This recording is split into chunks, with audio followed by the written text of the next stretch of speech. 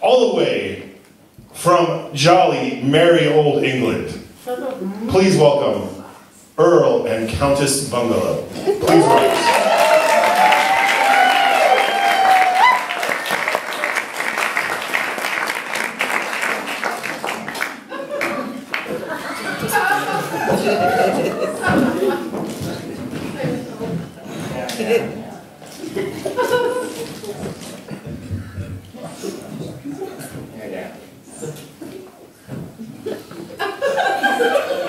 Ladies and gentlemen, allow me to introduce myself. I'm Lord Bungalow. To be precise, Lord Percy Siegfried Windigus, son of Earl Bungalow. This is my lovely wife, Lady Bungalow.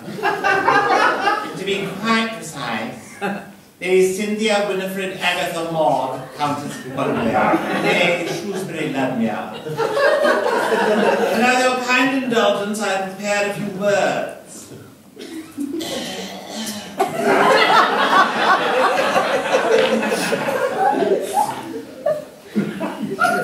It was the greatest pleasure that my dear wife and I have been invited to join you tonight.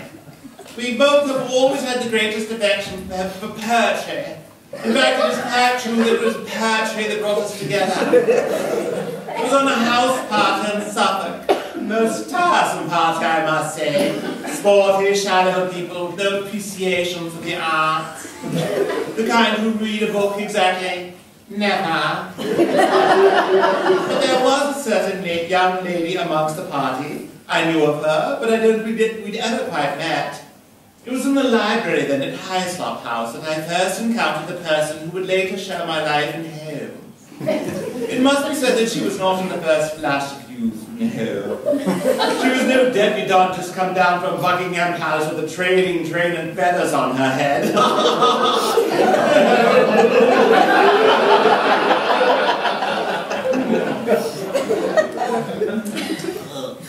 The other guests of Lord Frisbee were out shooting or at golf, whilst I had found sanctuary in the library. Lord Frisbee had a marvellous library at Hyslop, though I doubt he spent any time there.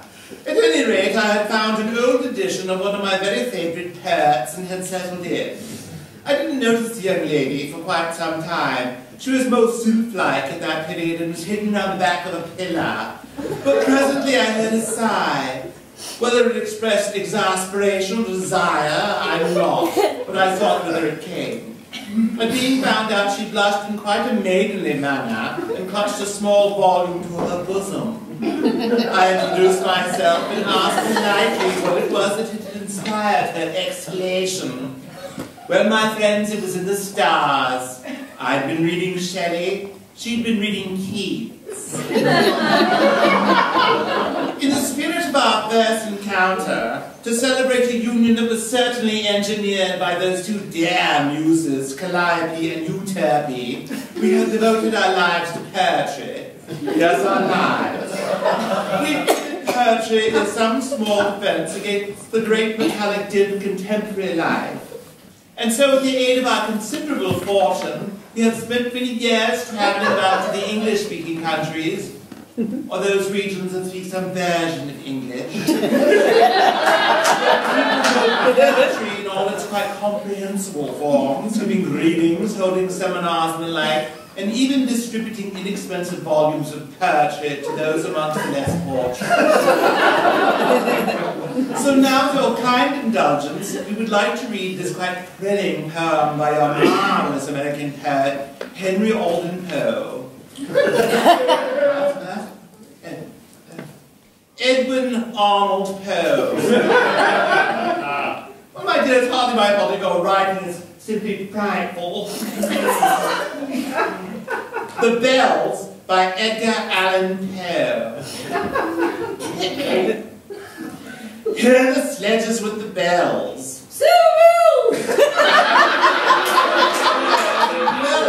Merriment their melody foretells, how they tinkle, tinkle, tinkle in the icy air of night, while the stars that oversprinkle all the heavens seem to twinkle with a crystalline delight, keeping time, time, time in a sort of runic rhyme to the dim tabulation that so musically wells from the bells, bells, bells, bells, bells, bells, bells. Hear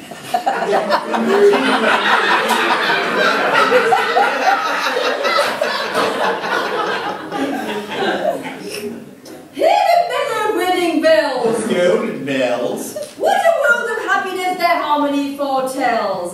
Through the balmy air of night, how they ring out in their delight, from the moping golden notes and all in tune. Liquid he floats, to the turtle dove that listens while she floats on the moon. Ooh, out the sounding cells, what a gush of youthfully voluminously dwells, how it swells, how it dwells of the future, how it tells of that rapture it impels, to the swinging and the ringing of the bells, bells, bells, to the bells, bells, bells, bells, the chiming of the bells.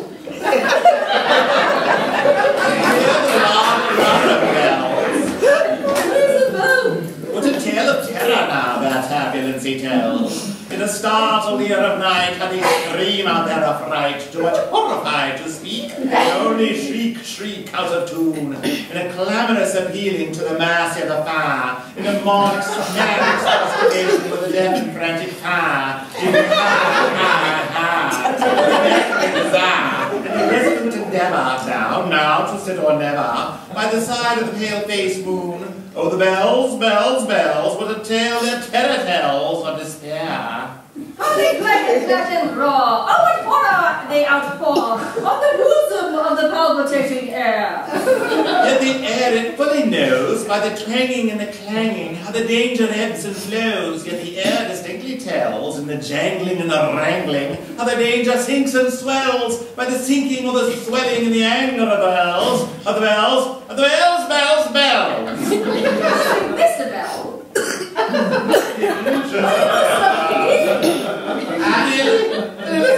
Doesn't matter, let me continue. Bells, bells, bells, in the clamor and the clangor of the bells.